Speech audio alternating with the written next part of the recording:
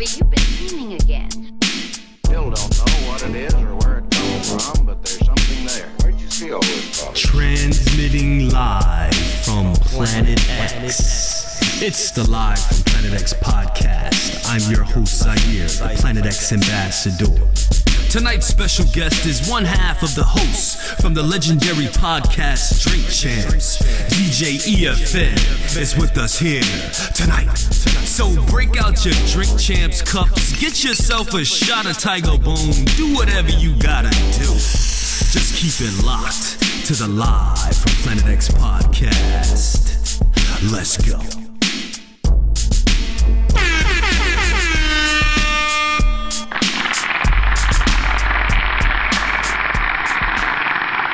But this is the Live from Planet X podcast where we talk hip hop and all things strange and paranormal.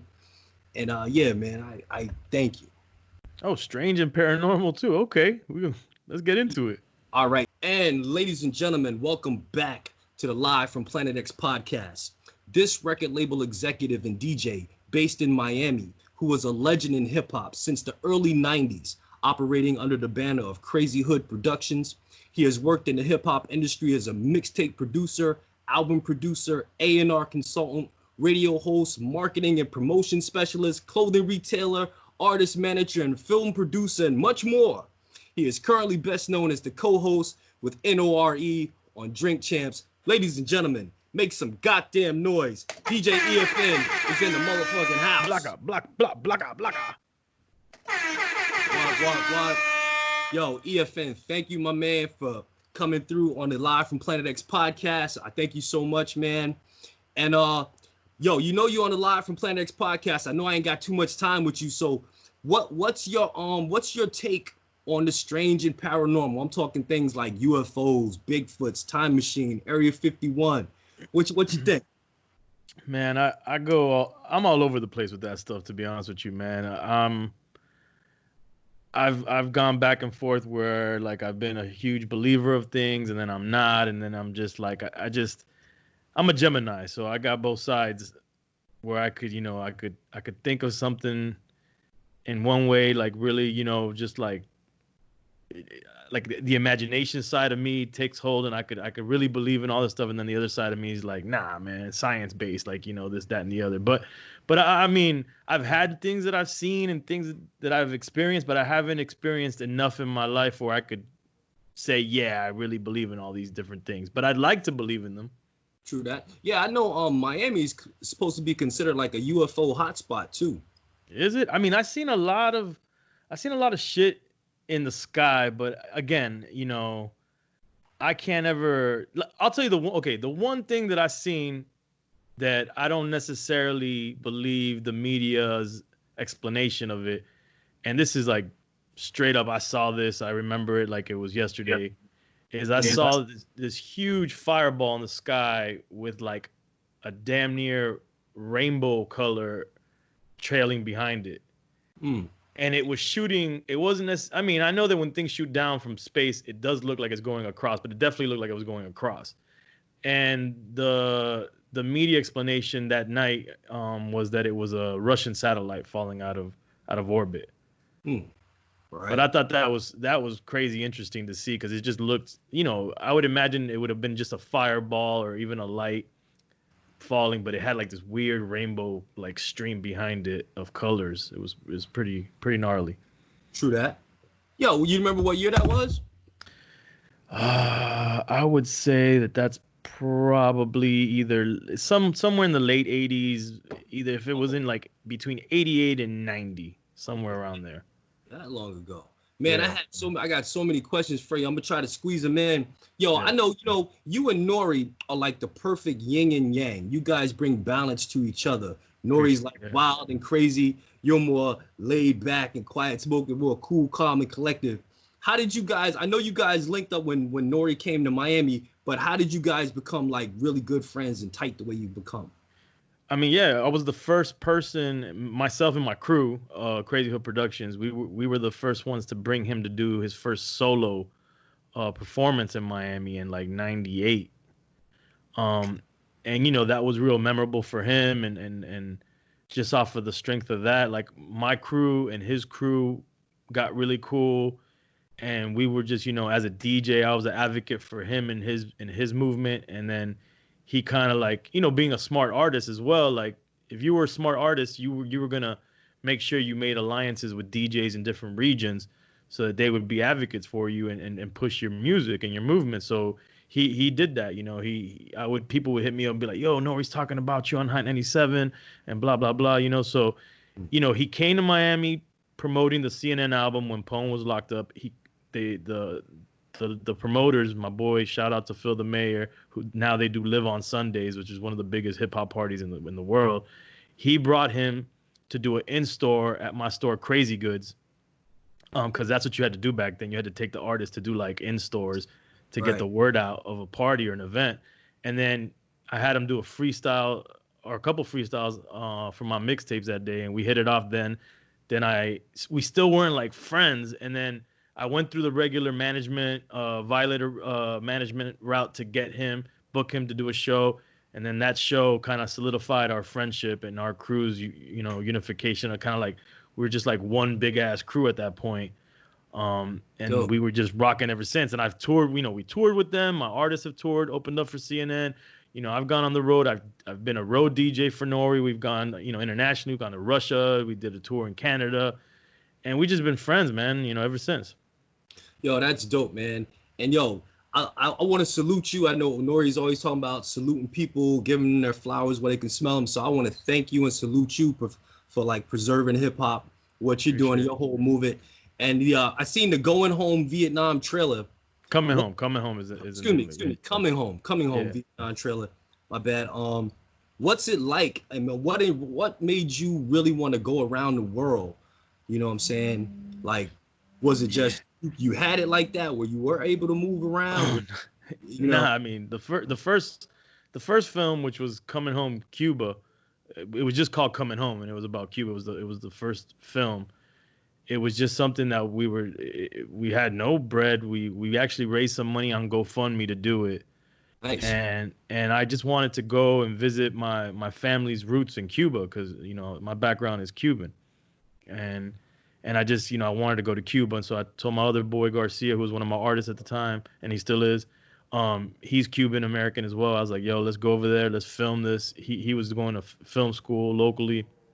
And we took some of our boys and we went. And then when we went and we filmed it, I was like, we might as well connect with the hip hop heads in Cuba while we're there. Like, there's no, like, what else should, who else are we going to connect with out there? Let's see what the hip hop scene is like in Cuba. And then we did this film, amateur film completely. I'd never done a film before, put it together, and it got picked up by film festivals. It got some awards. It got the media. I thought only Latinos were going to be, or only Cubans were going to be into the film. Nah, like all kinds of different people from different backgrounds fucked with the film. The hip hop community embraced it. And people were telling me, man, I wish I could go back to, like trace my family roots and go to, my country of origin and also check out the scene out there. And I was like, you know what? I was a big fan of Anthony Bourdain and what he was doing. Rest in peace to him. And he was using his, what his passion was, which was food. So I want to use my passion, which is hip hop, to travel and see the world through the scope of hip hop. And that's what we did. And then after that, we went to Peru, and then we went to Haiti, and then we went to Vietnam, went to Colombia, which we haven't released yet. And then we went to South Africa recently, and that's in post-production. Dope. And it's a series, man, Coming Home, the series. What? Yo, when you went to Peru, when you guys were flying in Peru, were you able to see the Nazca lines? Yeah, I did. Actually, I did. And then we went to Machu Picchu as well. What? And see, ancient aliens. Yeah, that was trippy, man. I mean, that was actually one of the scariest van rides or bus rides I ever had in my life, was when we took the van ride up the mountain to get to Machu Picchu. That shit, these little ass fucking roads on the side of the mountain, and they try to squeeze two buses on them going the wrong way. I was like, yo, I thought for sure we was gonna die in that motherfucker. Right? Yo, that's crazy. Yo, speaking of crazy, man, you got crazyhood.com. Yeah. You got the Alliance. You work with the Alliance. Yo, I get caught up. I had so many questions, so I'm skipping through them. But yo, you're like a hip hop futurist, and you're like very well respected in the hip hop community.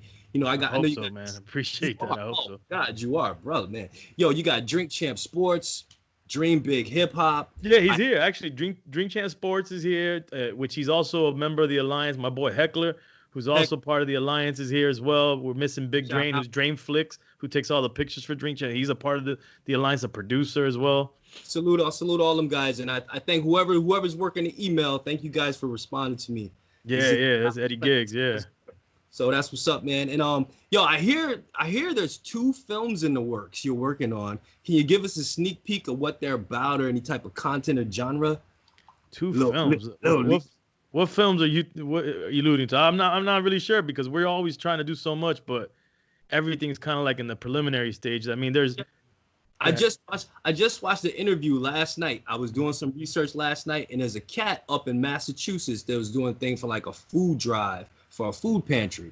Mm-hmm. And in his interview towards the end, you had mentioned something about maybe 2 films you were working on. And you just did the interview with him like a couple days ago, if I'm not mistaken. Like yeah.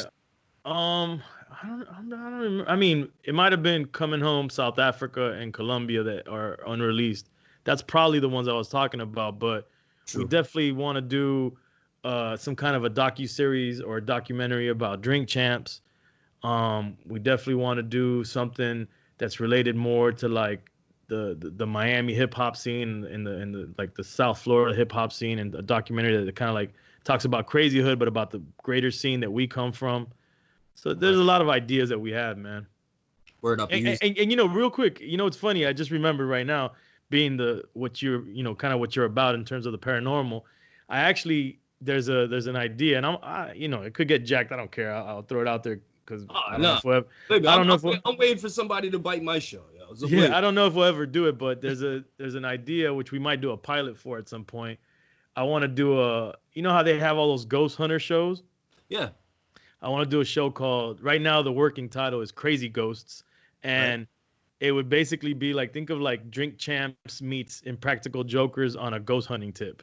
You know what's crazy? Listen, I'm tell you how God works in mysterious ways. You mentioned that show Impractical Joker. Yeah. My son is friends with the cousin of one of those guys from Impractical Joker. Yo, I love those dudes. Are hilarious to me. Right. Now, also, I just had a lady on my podcast a couple weeks ago. Her name is Intuitive April. Mm-hmm. She's been on the Psychic Housewives of New Jersey, Travel Channel on the Holzer Files. So she hunts ghosts. She's out of Jersey. Okay. And she was just telling me about some guys down in Miami that do that. Okay. So they go and they got the EVP stuff and all of the camera equipment, all that stuff.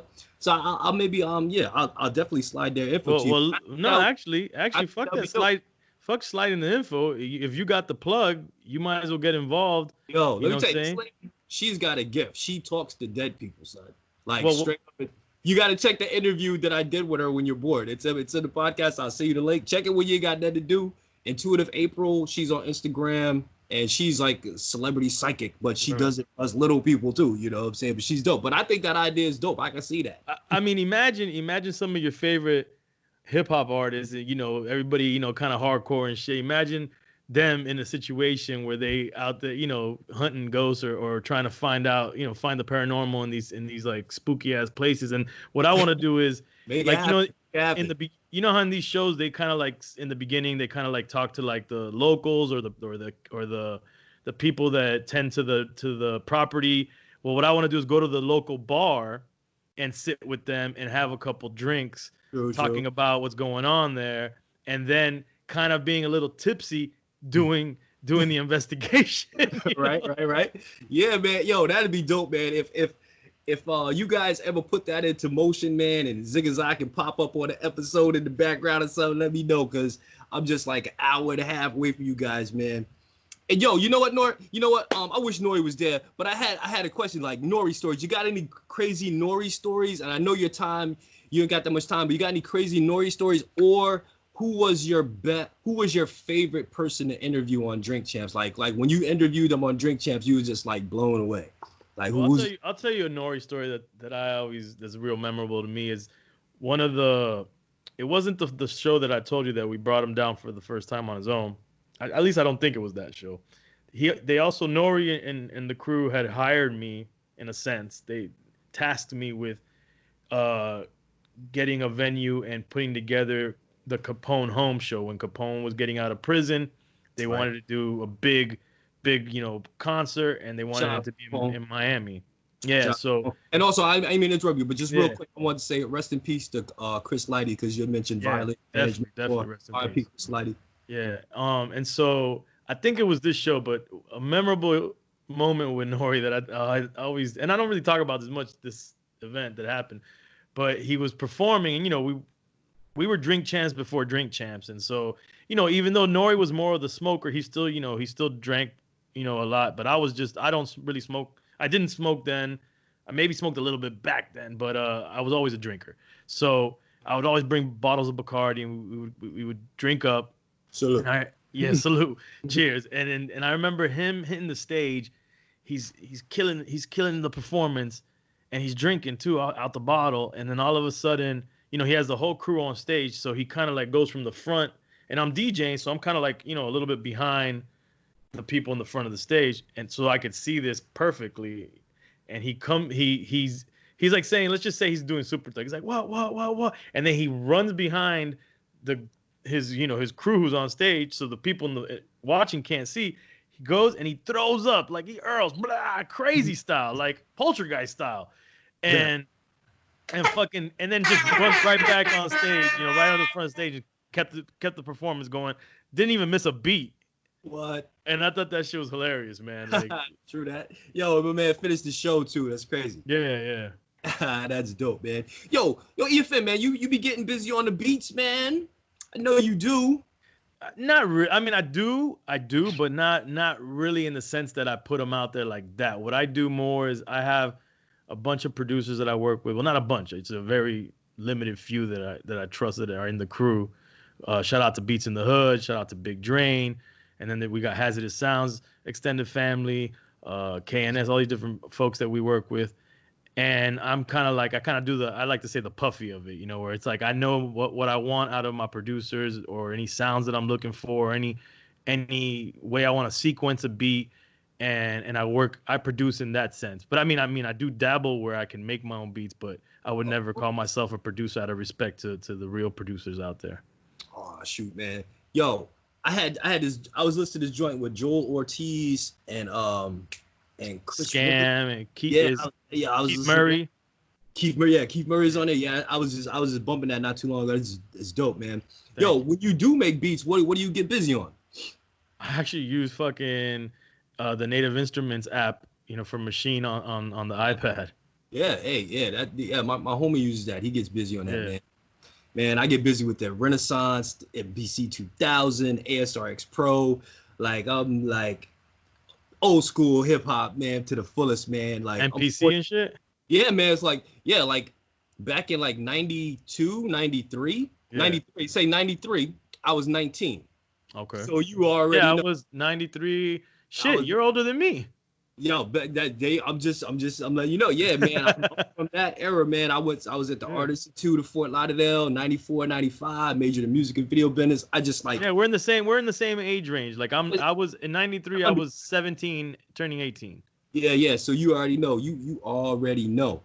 Man, hip hop is always evolving, man. You know what I would like to see, EFN? Maybe you could put this out there in the community, man. We need to get some more super collaborations with two music producers. You know what I'm saying? Wow, like we need to get some people to do that. Like, what if we get two super dope producers, have one person just do the drum patterns and everything, and the other person come up with the melodies and the chop. Well, you know who was kind of doing that? Kanye was kind of doing that and does that. He's worked with RZA, he's had Pete Rock. So, he's done those type of collaborations. I need to revisit that stuff. Yeah. Man. And then if you really think about it, Dre's been doing that, because Dre has always collaborated in that sense. More on a level where you're letting people know more. Right.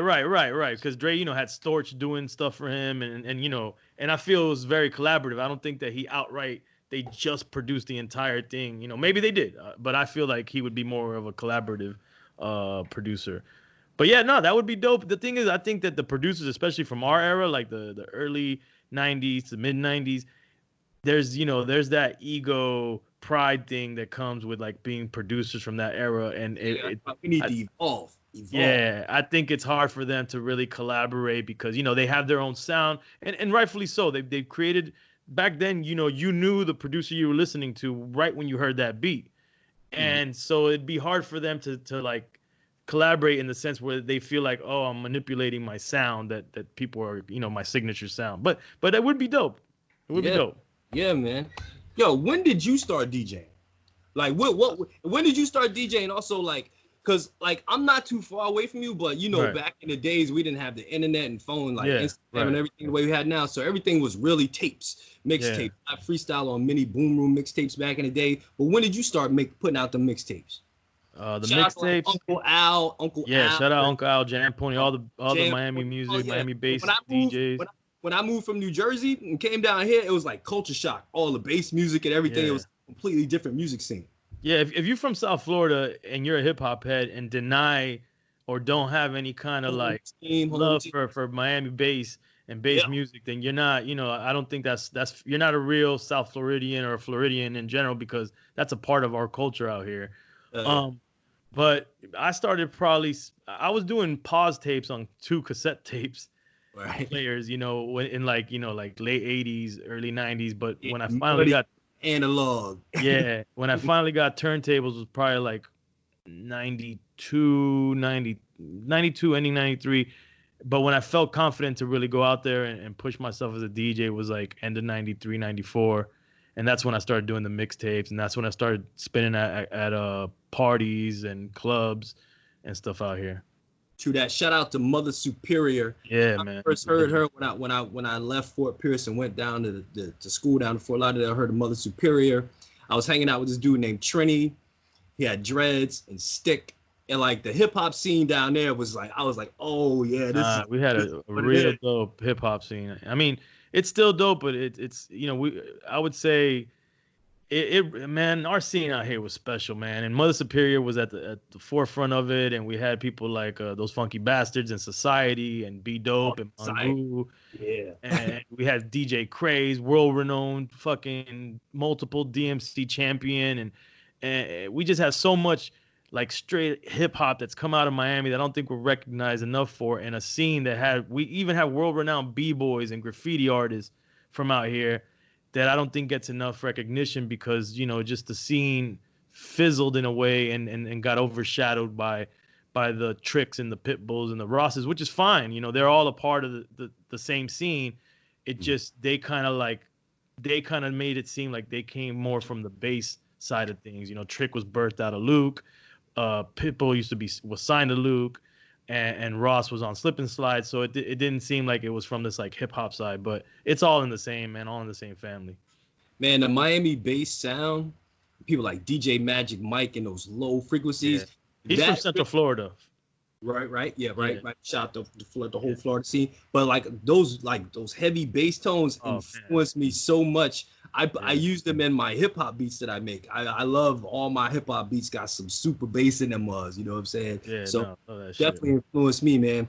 And yo, EFN, man, tell the people how to. And yo, I want to also shout out Mayday. Yeah, another group of managed and worked. Yeah. Yeah, Mayday, that he be spin. I seen him at Club Revolution once. Like Tribe, I take Tribe and. Oh, you think you recognize because Mayday's a group, so it's 2 MCs in Mayday. Right. Okay, yeah. You know, but yo, shout out to him because like them killed it, yo. Them like killed. I remember the dude was just up there just killing. That's what that plaque is from a track they did with Kendrick Lamar and Tech Nine. Dope. Yeah, shout out to Tech Nine. I know he signed with Tech Nine. But yo, EFN, man, how can the people keep up to date with you and what you're doing and get at you? And do you take any like underground music submissions?